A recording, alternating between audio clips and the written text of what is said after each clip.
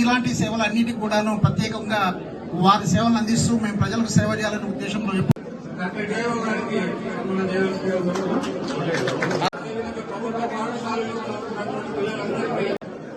కూడా మన జిల్లాలో 4,000 పిల్లలకు దేశవ్యాప్తంగా ఈ రోజే ఈ కార్యక్రమాన్ని ప్రారంభం చేసినటువంటి కార్యక్రమం మీకందరికీ దేశవ్యాప్తంగా తెలంగాణ ప్రాంతంలో సైతం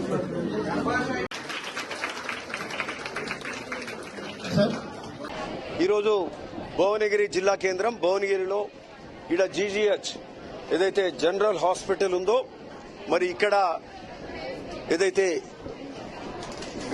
మన యువతులకు గర్ల్స్ చైల్డ్ కు బాలికలకు 14-15 ఇయర్స్ మధ్యలో బాలికలకు ఏదైతే సెర్వికల్ క్యాన్సర్ అనేది మరి పెద్ద ఎత్తున ఈ మధ్యలో దానితోటి ఆ క్యాన్సర్ అనేది వస్తుంది కాబట్టి సంవత్సరానికి దాదాపు 1,00,000 మందికి ఈ క్యాన్సర్ వస్తుంది. చాలా మంది చనిపోతుండ్రు.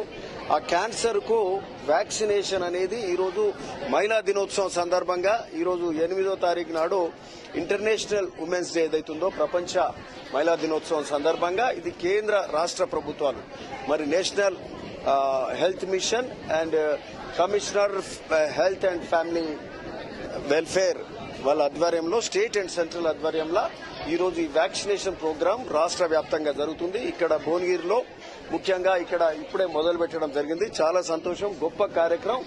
ఇంకా ముందు భారతదేశము ఈ సర్వికల్ క్యాన్సర్ బారిన పడకుండా ఏ ఒక్కరికి క్యాన్సర్ రాకుండా ప్రాణహాని అనేది జరగకుండా ఈ వ్యాక్సినేషన్ మొదలు పెట్టడం జరుగుతుంది.